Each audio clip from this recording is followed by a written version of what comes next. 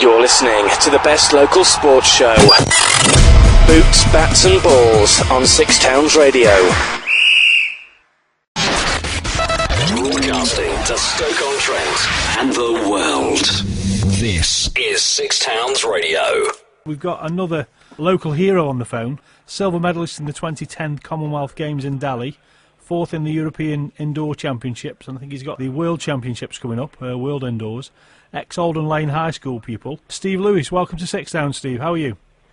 I'm pretty good, how are you? Yeah, fine, thank you, mate, fine. Steve, you're a pole vaulter, pole vaulting in Stoke-on-Trent. How come you got to pole vaulting in Stoke-on-Trent? 'Cause it's not the most common sport. It doesn't know. We're pretty lucky in high school that one of the teachers knew one of the coaches down at the local club down at Northwood Stadium, and that's where it all began. It was a little group down there who were all pole vaulting, and I kind of joined in with them guys, and yeah, just a real lucky job really. I started athletics when I was a little bit younger than that, but my brother did pole vault, I did pole vault, and yeah, there was kind of a nice group down there who let me join in with them. How'd you start in pole vaulting? And you don't just run up with a pole and have a go at going over the bar, do you? No, we started into a sandpit, so it's almost like an extension of long jump, and then you get your confidence up, and then pretty much, yeah, it's about sucking it up and having to go onto the mat. In terms of indoor, I mentioned indoor just, I think you've got the World Indoors coming up fairly shortly. Indoor versus outdoor, what's the difference there? The indoors is actually a lot more consistent because you take away all the variables with weather conditions. So we don't have the wind to deal with, the rain, the heat, which affects grips. So indoors you can actually back up competitions and have a lot better consistency.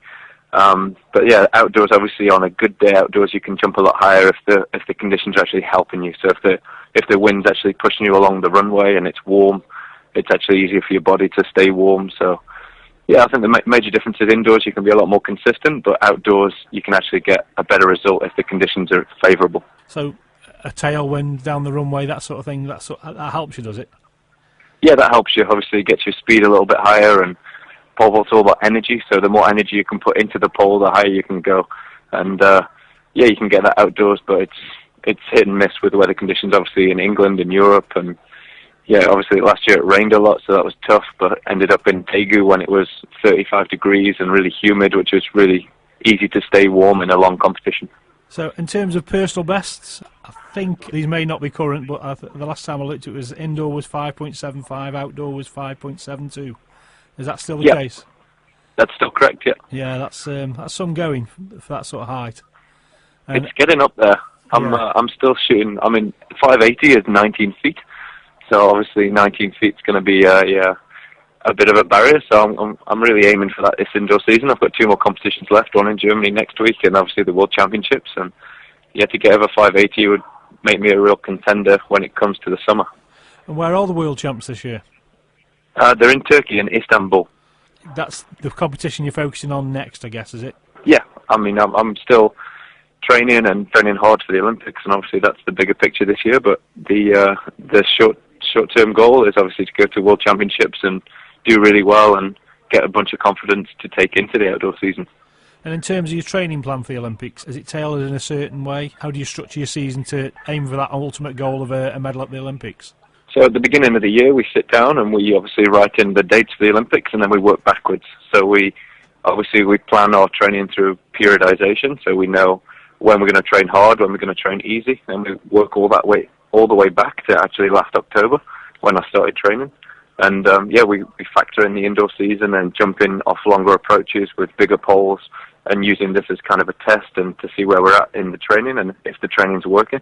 And the actual next part of the season is almost going to be a repeat of what we did in the winter. So we're going to repeat all the training again and then hopefully get a double effect and come back stronger and faster and healthier, ready for the Olympic Games. Excellent. So in terms of a typical day for you then, Steve, I know I've just rung you and I think you're at the track today around about 11 o'clock in the morning. So describe a typical day for the listeners, please, mate. A typical day for me in hard winter training would be up at 6:30 and then a gym session till 8 in the morning, and then after that I have breakfast until about 9:30, and then I'm at the track for a morning session 10:30 till 1, and then lunch and maybe a nap, and then back at the track at 3, and then at the track 3 till 6, and then home, and then dinner, then preparing again for the next morning, then bed, and then wake up and do it all again.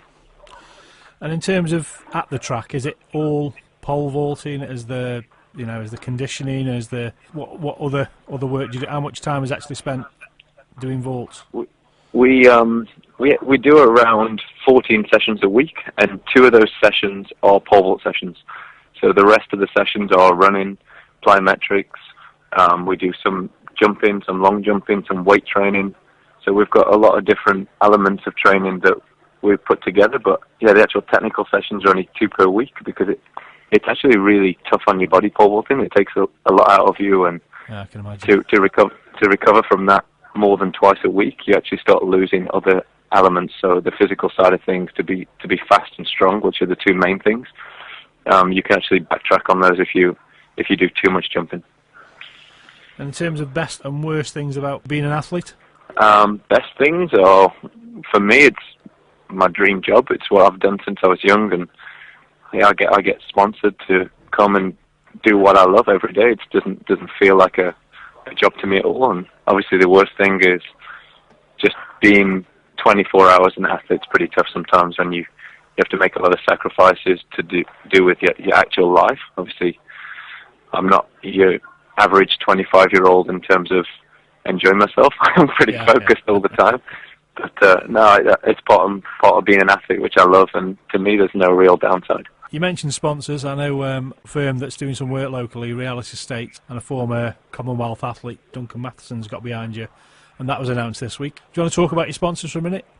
Yeah, I mean, Duncan obviously is the one that's been in the news last week, which has been a great help to me because last year after World Championships, I finished 9th at World Championships, and only the top 8 stay in a bracket of funding by the National Lottery, so I actually got moved down a level. And that's why Duncan saw that and stepped in and asked if I needed any support, and obviously told him everything I need. And he obviously wanted me to focus on the Olympic Games. And yeah, he came forward, and it's been a massive relief for me. So I can obviously focus on training and not doing extra appearances or trying to raise money in extra places or even finding work. So yeah, he's been good for letting me keep my eye on the prize, which is obviously the Olympic Games. And yeah, in return, I'm doing some work with him in Realis and City Central, which is the new big project in Hanley, which is going to be awesome. And yeah, it seems like a good relationship because he's obviously an ex-athlete and knows a lot about what I'm going through, and he's been through similar things with the Commonwealth Games, and it's just a perfect relationship. Any other sponsors you want to give a mention to? Not really. I'm pretty happy with that guy. Good. In terms of Stoke-on-Trent, where are you based now? I'm down in London at the moment. I'm training. There's 2 Olympic centres in the UK, so we, by our head coach, we all had to relocate. So at the moment, I'm training in London because it's where my coach is based the majority of the time. So yeah, I'm down here most of the time, and then obviously back up in Loughborough, which is the pole vault centre. So I'm back there to and fro between the 2. Do you miss anything about Stoke?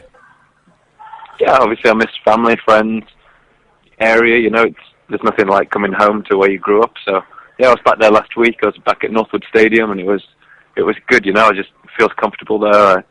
I enjoy going back. So yeah, it's a place that's always going to have good memories for me.